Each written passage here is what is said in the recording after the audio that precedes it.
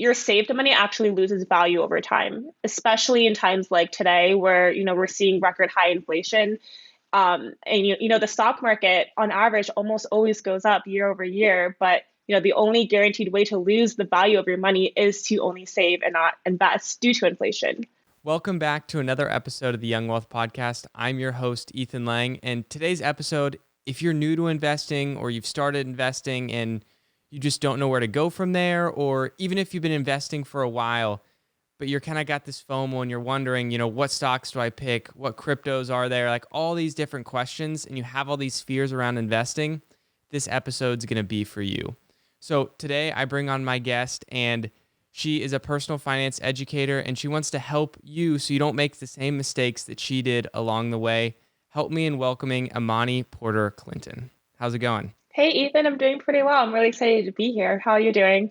I'm doing great. I'm really excited to have this podcast because one of the big things I talk a lot about on my page is just getting started to investing, because I know there's such this huge hump in this fear just around getting started. Mm-hmm. And even when you are investing, there's so many fears around investing. So, that's really what I want this episode to be about. So could we just talk a little bit about your story and maybe some of the fears that you had when you started? Yeah, definitely. So, when I first started, I was fresh out of college back in December of 2017, and my number one priority was to pay off my student loans. I was living with my parents, so I wasn't paying any rent, so literally every single dime was going towards that. Mm-hmm. But I had no clue that I could invest while also paying off my loans at the same time, and I thought all debt was a bad thing to have because of interest. So I think it ties back to how debt played out for my parents, especially if, my mom had a lot of health issues when I was growing up. So my parents' financials were like completely clouded in medical debt, and it was really stressful for them. So I was absolutely terrified that would happen to me. My financials would be, locked in by debt as well.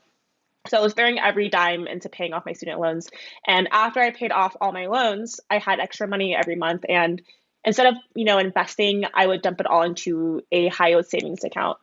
And I had a ton of friends, suggesting like, why don't you invest? Or like, why don't you put it into like a Roth IRA? And I was like, no, that's too risky. I'll lose all my money. Like, I'm not going to do that. But, I had no clue about index funds, the S&P, and I thought all stocks were crazy volatile. And the only people who really invested were really smart people or like gurus or really wealthy people. And, I was only also thinking about the short term. I had no clue what long-term investing was. I think it was when I joined my current job at a fintech company where I had, all of my really close coworker friends around me were always talking Mm-hmm. about investing. And eventually I was like, all right, fine, I'll give it a try. I'll try it out. So I started investing like $50 here and there just to try it out, just kind of like test the waters. And when my stocks went up, I was like, wow, this is great. Like, I love investing. But then it went down, and I was like, oh no, this is terrible. This is a terrible mistake. Like, why do people do this? So I continued to do my research, and I came across index funds and researched the S&P and realized that people were making way more money off this than just, putting all their money into a high yield savings account. So I was like, okay, how can I be like those people? How can I make money off of this? So eventually, I learned what long-term investing was. And, I learned that even if there are dips here and there in the market, it wouldn't really affect you as much if you look at it in the long term, especially when you're talking about like index funds. They're typically like lower risk because you're not throwing all your eggs into one basket. You're not dependent on this one company's performance. You're dependent on multiple companies' performances. So if one company isn't doing too hot, but some other company is, it helps kind of balance everything out. Um, so when I kind of learned all that, it kind of spiraled from there. And I opened up a Roth IRA. I was increasing my contributions towards my 401k. I started strategically looking for which index funds to invest in within my brokerage account. So, it wasn't a perfect start, but I did learn a lot along the way, and it got me to where I am today. Yeah, and I think that's probably what a lot of people think is they have to have this perfect start right when they get started, and they have to get everything figured out before they even start. So what do you think, if you could pick one, what do you think the biggest fear for you was when you started investing? Like why, or I mean, before you started. So Hmm. like, what was it in your life that made you put money into a high yield savings account and not want to put money into the market?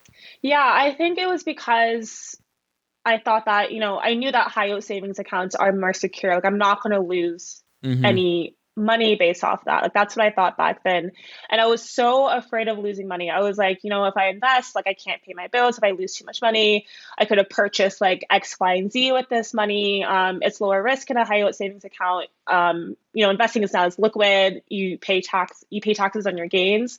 But what I didn't realize at the time was due to the effects of inflation, your saved money actually loses value over time, especially in times like today where we're seeing record high inflation. And the stock market on average almost always goes up year over year, but the only Mm-hmm. guaranteed way to lose the value of your money is to only save and not invest due to inflation. So I was just really scared of like losing that money, but I never put two and two together that like I'm going to have higher returns when I actually invest versus just keeping it in a high yield savings account. For sure. Yeah. It's that mindset switch of realizing that, you might have days that your stocks or your index funds are down, but it's really about the long term. And over the long term, by just keeping your money in cash, or in a high yield savings account, you're actually going to be losing money based on the value of your money over the long term. Right. So I want to go a little bit deeper kind of into that. Where do you think the root of that fear was? You have this fear of losing money, but I think a lot of people have that fear, but until they realize where it's coming from or where it came from, they can then understand that and begin to overcome that fear. So for you, where do you think that fear of losing money initially came from? Yeah, I think like I feel like a lot of people could relate to me on this. It comes from like a few things. Like, maybe for one, like seeing their parents or their friends' parents or even their own friends struggle through times like 2008 and even 2020 where Mm-hmm. people were losing their jobs left and right, they were losing money, like all these different things. So I think it's just kind of seeing other people's experiences and then kind of relating it to their own current day experience and being like, okay, like that was kind of risky. Like I'm kind of scared because they went through this. So what if I go through the exact same thing? And also, investing is scary because, returns aren't always guaranteed. People work hard for their money and, they don't want to lose that money. They don't want to lose something that they worked really hard for. Um, Another thing is fear of failure. It's human nature to have this fear when it comes to investing. The fear of failure makes us either procrastinate or completely give up on the idea as a whole. And then another thing too, which was something that really related with me, was lack of understanding. People are unwilling to put in the effort to understand the concepts of investing or like, learn or like read books, like look at long-term averages, all these different things. Um, and I think like the best way to kind of find the root of your own fear is think like, why do I think that investing is riskier than saving? Maybe, it was your parents were afraid of investing and you learned from them or seeing crashes in the market. And, the news really emphasizes crashes in the market. So it can be scary when you see all that stuff. Maybe you weren't taught this in school and it seems like this is something that only super wealthy people or experts can do. So there's a lot of ways people can understand the root of that fear in regards to investing as a whole. Yeah. And I think, when that fear comes along, it's super easy just to let it take over and not be able to take action because of it. And, one of the things you talked about was a fear of failure or, this fear, we have the bigger fear of losing money. And one of the things I really liked that you kind of talked about in your story was from that lack of understanding, you know, when you saw, your portfolio go down, you saw that as a loss that was never going to be recovered in the beginning, Hmm. And I think it's kind of one of those things where people misunderstand the point of investing for the long term. They're sitting there and if their portfolio goes down by 1% or 2 this day, they feel like a failure. Or if their funds are in the red and they're losing money, they feel like a failure. But in reality, once you realize that over the long term, over 20, 30, 40 years, that the stock market has historically went up consistently. Of course, there's crashes, there's booms, we're going to have that. There's going to be years where the stock market goes up 50%, and there's going to be years where the stock market goes down 50%. And those are just the things that I think people lack to realize is, they see it in such a short-term way that when the market's down for a few weeks or even a day or a month, whatever the time period is, they can't see that longer term of where this money will be in 10, 20, 30 years. And I think, you're right. There's this fear, and having that lack of understanding is huge. And, on top of that, like if you can't find the root of that problem, it's very tough to be able to overcome it.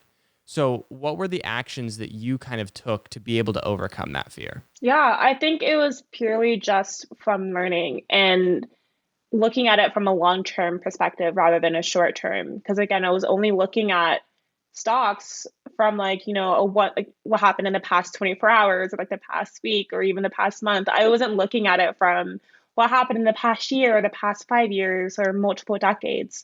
So I Mm-hmm. think that was my first thing, like learning the difference between short-term investing as well as long-term investing. And I also read a ton of books and I read articles, blogs, and I started following people that I wanted to be like. That's why, I follow so many personal finance accounts on Instagram because like it helps educate me. And so I think, the internet can be a really beautiful place. Like I learned so many things just from the internet alone. Some of the things I also learned from my parents, but, a lot of the stuff that I do know about investing is just, putting in my own effort into learning about investing and what those dips mean. And I think when I was first getting started in investing and my stocks started going down, I sold all my stocks and I lost money because of that. But again, it was because I had no clue what long-term investing was. I could have made more money off of that had I just held for a little bit longer, or even like buy the dips and buy stocks at a discount price. I could have done that, but again, people make mistakes, and it's really what you take out of it. It's really like what you implement from your learnings that makes the most sense. Like it's what makes the most impact. Exactly. Yeah, we talked about in the beginning how it doesn't have to be perfect right away. You don't have to have everything figured out because, you'll never have everything figured out. And by investing and making some of those mistakes along the way and being okay with that, you're able to then hone in on what you're really supposed to be doing. Right. No one realizes, what it's like selling a stock at the bottom and then, the market recovers and you could have had all that gain. It makes you then realize the next time that happens, like, okay, this has happened before. I know what this feels like. Like the market's gone down before and I've gotten scared and it went back up. Mm-hmm. This is the same thing, and kind of have that feeling of almost experience. So I think, for me, that's why I always tell people to just get started. Like, even if you're not investing that much money, it's the experience that you gain from investing. Because, when you're investing fake money, there's all these, market simulators out there where people can trade stocks, but you never feel the real emotions of it because it's not your money. And I think that's the huge lesson is even if someone's investing $100, while that might not be like a lot of money for certain people, for someone just starting out, that's a lot of money. And if they Mm-hmm. lose $5 in a day, like it feels like a lot, and you get to feel what those emotions are like. And maybe you can make those mistakes when they're $5 mistakes instead of when they're $50,000 Mm-hmm. mistakes in the future. So I think that's why there's such a huge benefit to starting just getting started, even if it's not a lot. And one of the things you said when you were talking a little bit about your story was you just started investing. Was it $50 a month? Mm-hmm. Yeah, $50 Can here you? and there. Like maybe it was like every 2 weeks, each paycheck per month, just like Mm-hmm. kind of like dibble dabbling into it a little bit. Yeah. Gotcha. Can you talk about the importance of that, of being able to, you said you had a lot of money in high yield savings Mm-hmm. accounts. Can you talk a little bit about the importance for you of just starting with a little bit of money instead of trying to dump it all in right away? Exactly. Yeah. So I liked what you said about experience. Like I think the best way to learn anything is through your own experience. And that's kind of what I did. You hear only invest where you're comfortable losing. but some people aren't comfortable losing any money, especially when you're people like me who are like incredibly frugal and high strung about their money. So I think just investing $50 here and there really helped me see, the benefits of investing and also some of the scary times of investing, but holding it and, watching it grow long term versus like panic selling. Yeah. I mean, it's one of those things where I think like it's just crazy. Like people don't think that just starting by investing $5 a day would make much of a difference. You Hmm. know, but like the experience you gain from it is just so huge that I think people just really underestimate it. Right. Um, One of the questions I'd kind of have for you is, along with just investing little bits of money along the way, how were you able to begin increasing that? Because there's a Hmm. lot of people that might get started and they might start investing and kind of dibble dabbling here and there. But how did you begin to increase that as the future went on? Hmm. Yeah, it took me about a few months. For me, there was a few things that I did. I would plan. So after, educating myself around index funds and the stock market and all these different things, I started to create like some kind of strategy to move forward, whether that was, figuring out how much I could afford to invest or could afford to lose, or even like which stocks I wanted to invest in. And then from there, I would implement it by starting with small investments just to test the water and then automating my investments. And this made my life a whole lot easier. Like I didn't have to think about investing once I had like everything automated through my paycheck. And I think that's what really helped me a lot was automating everything because even if like, for example, I was investing $100 per paycheck, for me, I get paid every 2 weeks. So that was like $200 per month. I wouldn't even think about it. But then when I will walk into my brokerage account, I'm like, oh, like it increased a little bit. That's cool. I didn't even have to think about like whether or not I will lose or gain money. All I had to do was just, have money taken out of my paycheck automatically and then check it every now and then. And it was totally fine. So that made me feel a little bit more comfortable as well. Yeah, I actually made a post a while back that said the more you think about investing, the less successful you will be. Yes. And it's interesting because that doesn't seem right. Like, don't get me wrong, you need the upfront education and you need that education to be able to learn about investing. But once you have most of it figured out, just to give a little personal experience for me, I have this is for my Roth IRA, but I have a set amount of money come out twice a month, go directly into my IRA, and it will automatically buy 4 or 5 different index funds that are kind of my portfolio. Hmm. And I don't have to think about it. It just comes out of my account twice a month and it just happens. And I think that's the more you think about it, the more that fear starts to come in. If I would think about, oh, I need to go transfer this money and I need to go invest, I'm like, well, do I really want to transfer this money this month? Like maybe I want to spend money on something or, Right. what do I want to invest in? Do I really want to invest in what I invested in last month? Like, do I want to pick something new? Yes. But when you can, like you said, start to plan, build that strategy, and then once you have that strategy in place and it's a good strategy, automate it. Because the more you think, the more that fear will come into play. So I want to kind of transition at this point of the episode. We've been talking a lot about the fear of losing money and the fear of negative things happening on that side, your money going down. But there's also fears on the other side. And the big one that's common right now is kind of that FOMO, the fear of missing out on this amazing opportunity. Hmm. We've had a great market run this past, year and a half or whatever it's been, since kind of that initial COVID crash. And I think, there's a ton of people that have seen this uproar. And I'm Hmm. super excited because it's getting a lot of people interested with investing. Whether that be them just getting started and especially young people. But part of the problem with it is there's this idea of wanting to get rich quick and this fear of missing out on all these amazing stocks that are going to make you a millionaire within the next year. So how can people begin to invest and set aside stuff for their future without over leveraging themselves and investing in stuff that they don't even know just because they're trying to get rich quick? Right. I think it definitely still like comes back to like automating. So they don't even have to think about it. Like that's the Mm-hmm. best way to do it. Also for like me personally, I avoid watching like subreddits like Wall Street bets. I'm like, oh my gosh, like they're making so much money. Like they're like it's like a get rich quick scheme. Like I can't do this because I would always have that sense of FOMO. And they always say like as soon as you hear about it, that means like it's too late to invest in it because it's already like skyrocket high at this point. Like you missed the dip. So I think just like not even thinking about timing the market, it's more so time in the market and making sure that you're automating all of your investments. That way, again, you don't even have to think about it. Um, Another thing for me that I like to do personally is I used to have if you have an iPhone, I used to have the stocks app like on my home Uh-huh. screen. I removed that because it was driving me nuts. Like I stopped looking at that. And now I instead of checking every single day of my stocks, maybe I'll check like every week or every 2 weeks, things like that. So it helps me definitely curb the sense of FOMO. Yeah, I actually did the same thing not too long ago.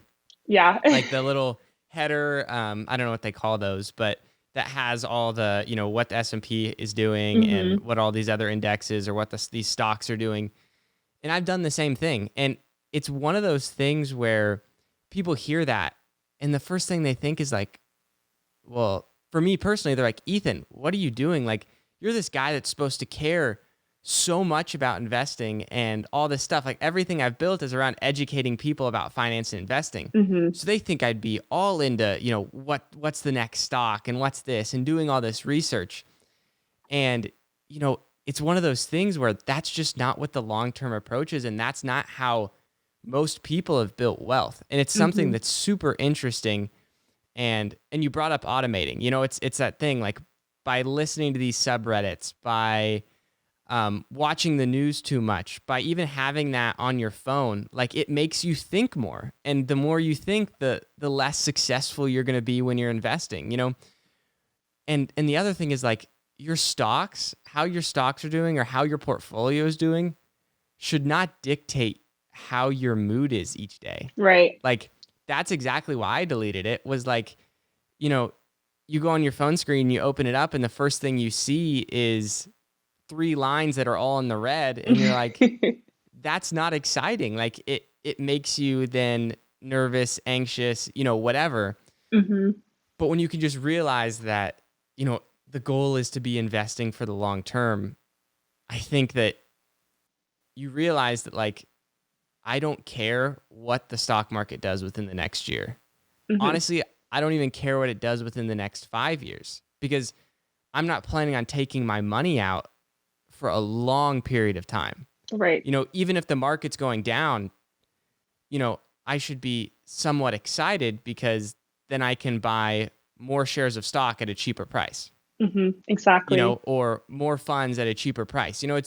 It's the shift in mindset that's almost like you realize that it's not about making a quick buck or it's not about you being excited because, oh, my stocks are doing good right now. Like it's less about that and more about, what do I want my life to look like in 20 years? And then just letting your plan do the work instead of getting antsy every day about, how you're doing that day. Because I think it's especially difficult. One of the things you brought up earlier in the episode was just, people when they're starting investing and don't have a lot of money to invest, it's difficult because let's say you have an income of $50,000 and your portfolio, let's say you have a really bad day and it goes down by $1,000. Like you lost more money than probably what you earned in that day by far. And it's Hmm. like this mindset of you're like, oh my goodness, like why am I investing? I just worked all day and it was basically a waste because I lost that same amount of money in the market, And it's that mindset shift of realizing that it's not about what happens in the day to day. It's honestly not even about what happens month to month. Like it's what happens decade to decade that you care about. Right. And that's that mindset shift. So before I kind of ask my final question this episode, where can the listeners find you if they want to hear more? Yeah. So I am primarily on Instagram at Money with Money. And that's where I really try to teach and, influence Gen Z millennials on personal finance and, making your money work for you. I also have a website called moneywithmoney.com, where, I have a freebie on a free guide to personal finance. And I talk about budgeting and investing and debt payoff and pretty much everything that you need to be able to achieve financial independence one day. That's awesome. So my final question, I ask this to all my guests, and each time I ask it, I always think it's so important because doesn't matter. Whatever we talk about in the episode, it always like ties back to this one question and makes everything we talk about worth it. And I'm thinking about this episode right now in my head. I'm thinking, okay, fear of investing, like scared of losing money, like, and these are all valid fears. But it's like, what is the one thing that will make you act, even with those fears, what will make you start investing? And it's having that long-term vision and that long-term goal. So the final question, and I think that plays a huge role, is why is wealth building important to you? Yeah, so I actually have two big reasons. First, it kind of ties back to what I was mentioning at the beginning with my parents. My mom had a lot of health issues and debt for medical bills, so watching them struggle through paying for a mortgage and taking care of me and paying their own school loans, and having a mass amount of medical debt over their heads, seeing them struggle through that financially really pushed me to never want to struggle with that kind of stuff myself and go through the experiences that they went through firsthand. My mom successfully was able to pay everything off and exceeded where she should be now. But if she knew what I know now, she would have been way better off and way better prepared. And I wanted to make sure that I was prepared for the absolute worst, whether it's with my parents or myself or even my future children, which is why initially I was hoarding all this money in my high yield savings account and desperately paying off my own student loans when I got into the real world. But what I didn't yet grasp was how to continue to make my own money work for me. And as I continue to learn and really open up my mind to that kind of stuff and put myself out there, that's when investing and wealth building came in. The second reason why wealth building is really important to me is I want to set an example for people who are like me, minorities and women. There are so many awesome male role models like Warren Buffett and Benjamin Graham, but there still aren't nearly as many female role models, and unfortunately not many that are women of color.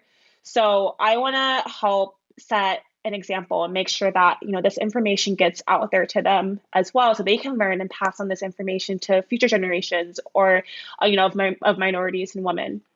So that's something that's incredibly important to me. That's awesome to hear. It's always interesting because everyone that answers the question, it's never about them.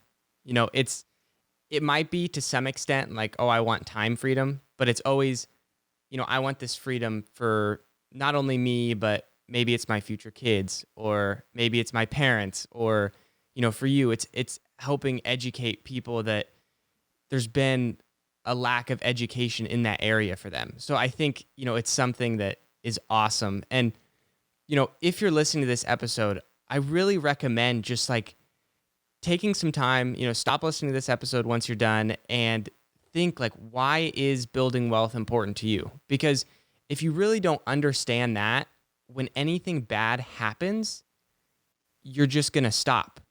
There's no point in listening to these episodes if, the second the market crashes, you don't have your reasons why, because if you don't have those reasons why, then you're just going to stop. You're going to sell all your investments, and it's going to be that same recurring cycle over and over again. So I think if you can really figure out your why, figure out your purpose, figure out why it's important to you, the process of investing becomes so much easier because you're not focused on those individual days. You're focused on that long-term goal. You're focused on that purpose. So Imani, thank you so much for coming on today's episode. I think it's going to be really impactful for people. And I think that we shared a lot of great things that a lot of people are dealing with right now in this market. So thank you again so much for coming on. Yeah, thank you for having me. I had a blast doing this. Awesome. Thank you. See ya. See ya. Thank you all so much for watching today's episode. Before you go, I would really appreciate it if you liked this video. Also, subscribe to the channel and turn on post notifications so you get updated every week when I post a new episode. Thank you so much for watching and have a great day.